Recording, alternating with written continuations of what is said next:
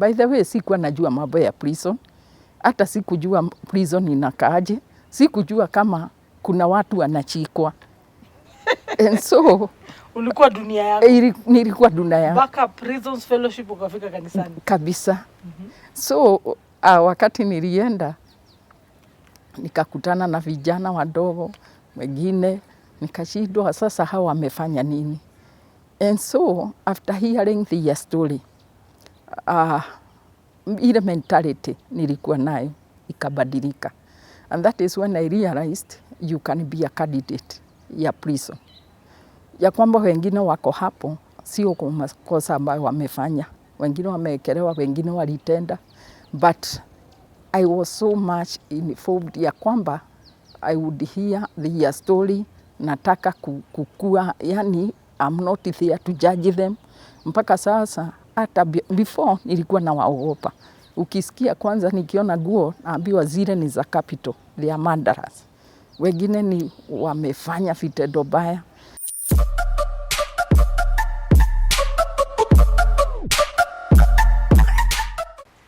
Beyond the numbers and statistics, there's a human story behind every individual touched by incarceration.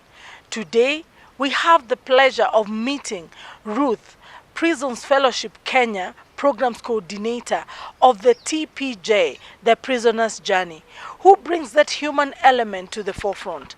She spent years, more than 8 years, working alongside individuals within the prison system, witnessing firsthand their struggles and their triumphs. Diana Etabo here, eager to hear her insights, the challenges she navigates, and the transformative power of Prisons Fellowship Kenya's work. Welcome, Ruth. Thank you so much, Diana. Kwanza nijitambulishe, naitwa Ruth'S. Na nimeokoka. Mimi ni mama wa watoto watatu. Kuna mzee na nashiriki katika kanisa ya Kariobangi South.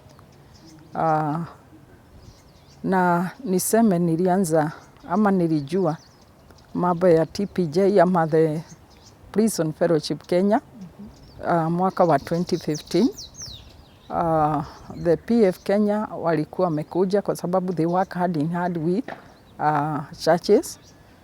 Wakakuja wakaintroduce kwa kanisa ambalo nashiriki, and I felt hapa ndio nataka. And so tukaitwa wale ambao wanajitolea, nikiwa mmoja wao, na tukapewa training ya 2 days, na from there we were told to choose zile prisons ambazo tungeweza kuenda kushiriki ama kusomesha.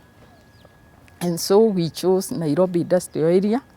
Kuko na prison mbili na ingine ni Kamiti. And so I was stationed, ama mimi mwenyewe niliamua kushiriki huko Industrial Area.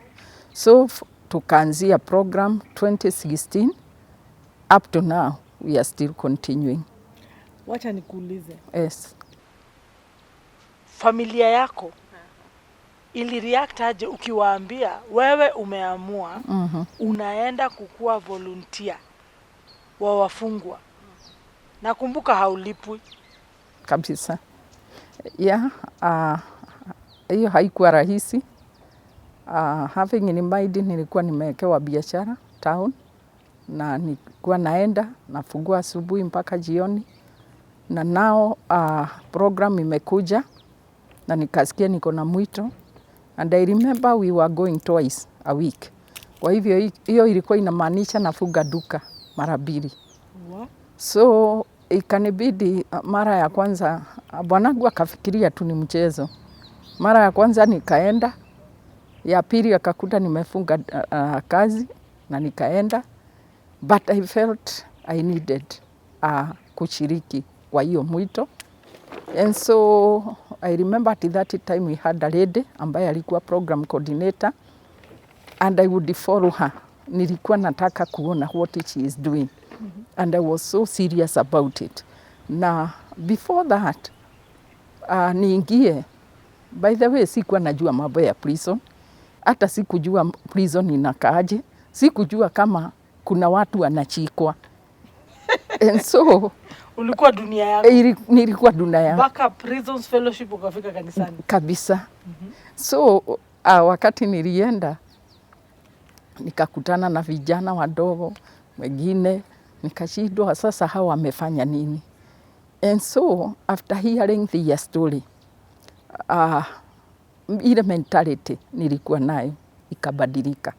And that is when I realized you can be a candidate ya prison. Ya kwamba wengine wako hapo sio kwa makosa ambayo wamefanya. Wengine wamekelewa, wengine walitenda. But I was so much involved ya kwamba I would hear the story, nataka kukua, yani I'm not there to judge them. Mpaka sasa, hata before nilikuwa na waogopa. Ukisikia kwanza nikiona nguo, naambiwa zile ni za capital, they are murderers. Wengine ni wamefanya vitendo baya. But by and by, nikawa sasa, nimeshikana na wao, understand na sikuwa judge. And so, nikajipata tu. Mpaka I remember, kuna wakati hata kwetu nyumbani kungekuwa na sherehe ama watu wanakutana. Ikirigana na ile siku naenda prison. First of all naenda prison kwanza. And that is there, mzee akaona huyu ako serious. Akaachana na mimi. Kwa sababu alikuwa ananiambia, sasa wewe prison ni nini unalipwa? Ni nini unapata kwake? Na I remember kuna wakati nilikosa hata fare. I went from town kwa mguu mpaka huko na nikarudi. Wow. That's how serious it was. Yani I felt I needed to be there.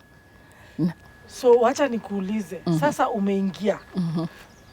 Umepatana na huyu coordinator mwenye alikuwa before wewe.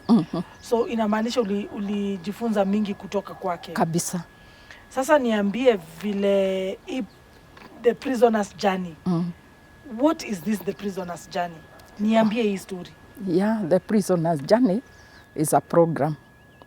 Na hii program iko na 8 lessons. Na hizi 8 lessons inamaanisha once a week they are supposed to do 1 lesson. Na mostly kwa sababu tuna deal na remands. They have all the time. They can do it each and every day. Kwa hivyo miezi miwili ikiisha, hawa wanamaliza. Wakimaliza the 8 lessons, that is where now we come with the Bible and the certificate. Concerning the lessons, inauliza, iko na maswali matatu. Inauliza Yesu ni nani?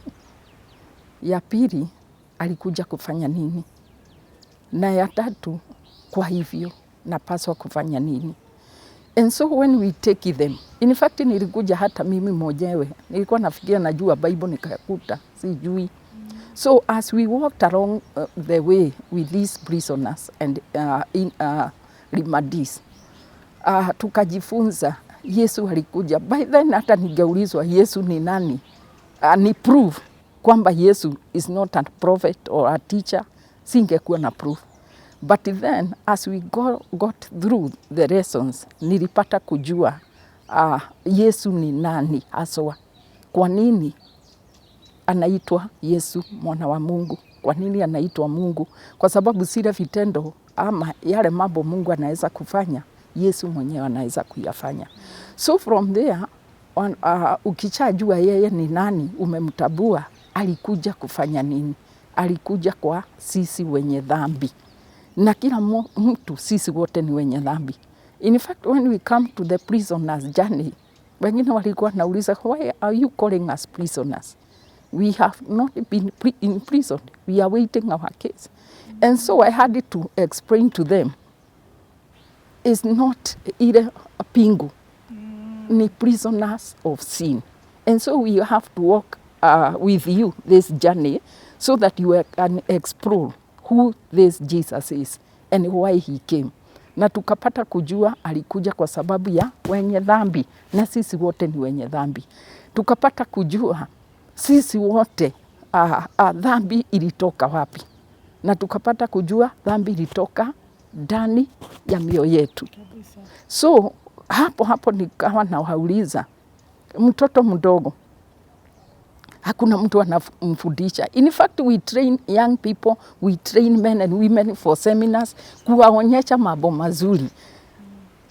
Lakini hakuna mtu anaita training ya kuonyesha fanya dhambi ama fanya kitendo fulani.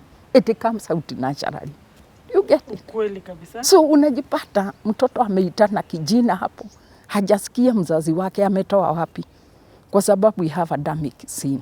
So realizing hata kama waliua, hata kama walidefile, sisi wote tukajifanya, tukaona ya kwamba tumetenda dhambi na sisi sote ni candidate wa nini? Wa dhambi. And so wakarealize kwamba Yesu alikuja kwa sababu ya wao. Sisi wenyewe tumetenganishwa na dhambi. Na so wakakuja, kumbe kuna mtu ambaye anaweza kutupenda. In fact, wengine they have never been showed love. But now, as we went this journey, mama kama mimi nimeacha familia. Sio kwamba sina kitu ya kufanya. Mpaka wengine wakaniuliza, nawe mama unaacha kazi nini ukuje kwetu? Sisi hata wengine hatutembelewi na familia. Wazazi wetu hawaja, maybe kwa ile kitendo ambayo tulifanya nini, but you can get this time ya kuja kututembelea. That one in our, yani wananyenyekea. Wanasema basi kama ni hivyo, acha tu niishie huyu Mungu. So by the time hizo lessons inaisha, they give their lives to Jesus. Because at the end of it all inauliza, then what am I supposed to do? So mwishowe, they give their lives to Jesus. Na from their transformation imepatikana. Kwa sababu for one thing, huyu mtu amejikubali. Yes, I did it. Wengine walikuwa na bitterness. Wengine walikuwa nasema nikitoka hapa, sijui nitaenda kufanya nini. Revenge. Now, kwa sababu ya hiyo transformation ya neno. Because as you go through this book, for sure, hata wale wengine stakeholders, wanasema, yes, we have various program, but this one, hatujapatana nayo. They envy. Wow. Na wengine hata wanaitisha wanasema, ni kweli, they confess. Hii imeweza. One, it relates with the prisons, masigara ile ya prison. Na that is, now wakimaliza, tunawaletea Biblia ambayo inaitwa God's Word, ambayo imewekwa in a way, ina relate na mambo ya prison. After you give your life to Jesus, then what steps are you supposed to take? You forgive wale ambao walikuleta hapa. The other issue, how you are supposed to relate with your the other inmates, relate with the wardens, relate with the wale wengine wako. And so they get into discipleship ambayo inawafanya wazame ndani ya neno. So by the time these people realize wamenini, yani they have become changed people. Na one thing ambao tulipata report ambayo ilikuwa inanitia moyo sana, the wardens wanatoa nini, that testimony. By the way, hawa watu wamekuwa manageable. Hawa watu siku hizi sio vile tulikuwa tunawatreat kama wanyama. Hata wao wenyewe wanarelate vizuri sana na hawa wardens. The other issue ni kwamba after they get that certificate, wengine wakienda makesi zao, imagine wanabeba hizo certificates, wanaenda kwa koti, jaji akiuliza unataka tuamini ya kwamba umesheji. Anasema niliingia huko nimesoma na hizi ndio varieties ya certificate. Na maybe amesoma zile programs zingine zinaletwa na watu. And so majority, kama mmoja alikuwa anatutolea ushuhuda akasema aliambiwa awahubirie kwa koti. Kijana akatwaga Injili. Na in fact alikuwa afungwa miaka 24, ilipunguzwa. Yes, akafungwa miaka 10. So we have seen a lot of change. Mpaka hizi certificates za TPJ zimejulikana mpaka makotini. Wanauliza what is this prisoner's journey? Then ndio wamekuja kujua ni program ambayo inaendelea huko prison. So it has touched many lives. That's amazing. Yeah. Najua mmefika 70,000. Yeah. wamesoma hii kitu na wakatoka. Sasa nataka uniambie vile wakitoka iko aje kwao, how do they integrate into society? Muna walk nao bado, kuna program ingine mnawasaidia aje ndio isikue ile ilikuwa pale ndani? Because unajua mkiwa pale ndani ni very different na ukirudi hapa kule there's judgment. Yeah. So how do you ensure these people do not sink back kwa ile field walikuwa? Okay, one thing ambayo tunafanya, PF Kenya inafanya hard in hard with churches. And the reason why we work hard in hard with the churches is that wao watu wakishakuwa released. Remember, kuna mwingine akitoka, neighbors wanasema, na mkumbuke kuangalia kuku zetu, fulani ametoka wapi? Jela. So you can imagine huyo mtu akisikia ripoti kama hiyo. And so when we work with the churches, na churches wanakuja, and especially when we have graduation, churches wanakuja, wanakaa na hawa, wana witness, wanawahubiria, wanawapatia kama ni mkate ama maziwa ama sabuni. Wakati wanalireti na hizi churches, hawa watu wakitoka wanaenda kuidentify na church fulani. Huyo mtu hatakuwa mgeni. Simply because church imehamasishwa ile kazi ambayo inafanyika kule jela. But if the church haijui, for sure wakisikia kuna mfungwa ambaye alitoka na ako kwa church, hiyo inakuwa kitu ingine. But now the church imekuwa so much involved. Na hawa watu hata wakitoka wanaweza kuwa wanahostiwa kule. At least, na nimeona wengi ambao wametoka church inachukua majukumu, maybe hakukuwa na hana kazi, for sure hana, maybe watu wako wao hawamkubali. I remember there is this young man aliashiriwa, na wakati alikuja, obvious anakuja mnauliza, Teacher Ruth, akikuja kwa gate. Na kwa sababu we identify our church with the prisons, wanakuja wakiuliza. So kijana akatwambia, akaniambia hana place ya kukaa. In fact alikuwa amekaa for 4 days nje kwa hizi manyumba haijaisha. And so I approached yule ambaye anasimamisha evangelism na nikamwambia hiyo plight. And so wakasema ni kitu ataorganize. Na unajua there is a process kwa church kwa sababu sio kitu ya mtu mmoja. So I had to dig deep with my friend, tukaenda tukamlipia nyumba miezi miwili. Hata kama haikuwa ya. Tukamwambia wewe, hata kama utarara chini, wewe enda pale, at least uko adarufu. Then from there tukamtafutia food. Church ikakuja ikachipin, ikampatia pesa, ikamuliza what can you do? Wakaja wakampatia pesa kiasi fulani, enda uanzishe hiyo kazi. Na that is what has been happening. The other issue wakati wanatoka, kuna ile prisons wana organize chaplains kwa sababu we work together with the chaplains because hii kazi haiwezekani bila wao. Kuna ile kuwapeleka nyumbani na watu mostly tunaitwa kama PF Kenya tuchagishe ili huyu mtu hata kama ni machine ni kitu gani anaweza kufanya akitoka kule nje. So kama ni machine, kama ni kitu ingine ananunuliwa anapelekwa nyumbani. Na so ila delegation inampeleka nyumbani, hata neighbors wanajua kumbe huyu mtu ni mzuri, kumbe huyu mtu amechange kwa sababu najua hakukuja peke yake. Na then from there anaendesha maisha yake. So kwa hivyo mnawa integrate kabisa mpaka kwa community inakuwa involved. Yeah. Because ni community inaanzaga mpaka unasikia wameuliwa. Yes, tumesikia hizo cases. Ebu niambie, utaambiaje wa Kenya, mtu anataka hajawahi fikiria about the prisons. What are some of these challenges you go through as a coordinator, as volunteers, as PF Kenya? Na ungetaka kuambia nini wa Kenya na marafiki wa Kenya wasaidie aje hii kitu? That is true.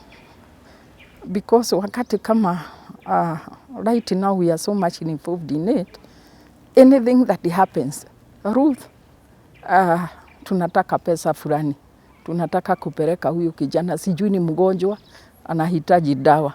I remember there is this late last year, kijana pesa, dawa zilikuwa zina cost 10,000. In fact it was 14. Na chaplain amekupigia, unajua sasa nyinyi ndio tunakibiriria. Hiyo ni kesi moja. Ingine unaambiwa sijui kuna nini. Sabuni, gava siku hizi hata kupeleka zile vitu ni ngumu. So hawa watu unaambiwa hawa watu hata wananuka. Hakuna sabuni. Na kwa sababu you are stakeholder, wewe ndio wanaona, wewe ndio mtu wao wanakula. Na for sure, wakati mwingine siwezi. Sometimes I'm so overwhelmed. Wakati mwingine ni hizi graduation ambazo tunakuwa nazo. Wanataka maziwa, wanataka. Na kwa sababu we wanted to encourage them. Inakubidi nichagishe hata kama niko marafiki. Nataka sabuni. Lakini, for how long? So, tukihitaji watu, mahitaji ni mingi kule prisons. Kuna watu ambao hawaonekani. Watu wao waliwatupa. And so they are there, hakuna mtu wa kufanya nini. And the economy now venye iko. Unakuta venye watu walikuwa napeleka sabuni. By the time tulikuwa tunapeleka sabuni ilikuwa 75 shillings. Ile mti. Right now ni double. Hata sio double, 200. So unakuta vile watu walikuwa najitolea, wamepigwa break. So wale watu mahitaji bado iko. So we need watu ambao watusaidie ama wakubuke kuna watu ambao wako. Mostly naona watu wengi wakijitolea kupeana, wanaenda children's home, sijui kwa wazee. But ile wakati mwingine wale wanaenda prisons. Na wale ambao wanaenda prison, wanaenda once a year. Inakuwa tu ni hate and run. Anaenda anatoanga ijiri watu na nini, alafu anafikiria hiyo mambo imeisha. No, atarudi tena next year. But this thing inahitaji hawa watu wa kuwalk with them. I remember there is this boy ambaye alimaliza familia yake. Na hiyo kitu bado inamuhaunt. You see, hata kama tunamsomesha, he needs someone to walk. Hata watu kujitolea for counseling. Psychology, mental wellness. Kabisa. Kwa sababu hawa watu, na huyo kijana kuna wakati mmoja alisema hata akitoka ataenda kumalizia wale wasichana wa alibakicha. So unaona ni mtu ambaye anahitaji to walk with. Kwa sababu wakati mwingine tunaweza kufikiria, yes, wamesoma, wamepona, lakini bado wanahitaji walking the journey with them. So watu wajitolee kwa kila, kama vile Matthew 25:36 hapo inasema nilikuwa jela na mkuja kuniangalia. Na kama kuna mahali kuna hitaji watu wajitolee. Ni huko. I remember this time nilikuwa na wanunulia mikate, kulikuwa na graduation. Mahali nilikuwa naenda kwa bakery. Wakaniuliza, mama, hii mikate unapeleka wapi? Nikawaambia napeleka jela. Wakaniuliza, mama, umekosa kazi. Yani unapelekea waizi, watu wamefanya vituko, si upeleke hiyo nini kwa watoto wao. Kwa hivyo ni ignorance kabisa ya watu kuelewa. Kabisa, hawaelewi na hawaoni importance ya kwamba kuna kijana niliongea naye akaniambia niko hapa kwa sababu ya deni. Ni watu wangapi wako na madeni? Lakini ameshindwa kulipa deni, akapelekwa wapi? Mwingine ni traffic amekosa pesa ya kulipa. Mwingine ulipatana na nini, mtu maybe ulikataa mambo yake akakuweka ndani. And especially hata cases za rad ziko nyingi. So everybody is a candidate. Na tuwezi kuangalia jela ama wale prisoners kama ni watu outcast. We can also find ourselves there. That's true. Yeah. So the heart of man is desperately wicked. Kabisa. We are born into sin, and it is by the grace of God that we survive.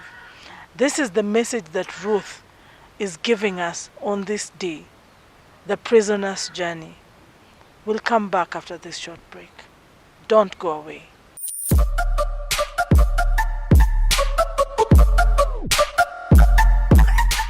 Welcome back, viewers. And Ruth is going to just share with us the intricacies of these prisoners when they're released, how to integrate back into society, what they require to begin again. Ruth, niambie hii mambo umeniambia tu saizi. Thank you so much. Yeah, nimesema we need to partner with you out there. Maybe unashindwa utapeleka ama utasaidia nani ama utapeleka zawadi yako wapi. Kazi ni mingi. Kama vile Biblia inasema kazi ni mingi, lakini wafanya wanini mafuno ni mingi, lakini wafanyikazi ni wachache. So ningetaka kualika viewers ya kwamba kazi ya hawa watu ambao wako jela, wakati wanaachiliwa, tukiwasomesha, tukiwa empower them with the word of God, wanahitaji kitu ya kujisimamisha. Kuna mtu ambaye anatoka hajui ataenda kufanya nini. Chaba hakuna. Watu wake walimtenga, kwao walifukuzwa. Hata akiachiliwa nasema afadhali nirudi kwenye nilikuwa. Na wengi wako na courses ambao wamesoma. They have skills. Wengine they are carpenter, wengine wanachona maguo, wengine they are designers na they need help. You out there unaweza kusimamisha. Maybe unaweza kununulia huyu mtu machini. Unaweza kumpatia hata kama ni pesa ambaye anaweza kujisimamisha kazi, kwa sababu obvious kulingana na CV zao zimeharibika kwa sababu already alikuwa prison. So kuemploy somebody like this one is very hard, but anaweza kujisimamisha na biashara. Kwa hivyo tungeomba ya kwamba tusaidiane kusimamisha hawa ndugu zetu, wengine ni baba zetu, wengine ni mama zetu, wengine ni dada zetu, na wanatuhitaji, wanakuhitaji wewe. Na pia mkumbuke pia waliacha familia, waliacha watoto, na to break this cycle ili watoto wale wasikuje jela tena, ni wewe na mimi tunaweza kusaidiana, tusomeshe hawa watoto, kwa sababu mtoto akisoma mambo ya kurudi jela itakuwa gumu. So welcome and God will bless you. You have heard. Ruth's stories today touched my heart deeply. Hearing about the lives transformed through Prisons Fellowship Kenya's program is a powerful reminder of the impact we can all have. If you, like me, felt moved by these stories, please take action. Visit the Prisons Fellowship Kenya.co.ke website and discover the many ways you can contribute. Share this interview with your networks. Follow Prison Fellowship Kenya on social media, and let's amplify this message of compassion and change. This is your host, Diana Etsabo, and I believe that together we can make a difference. Remember, hope has no walls.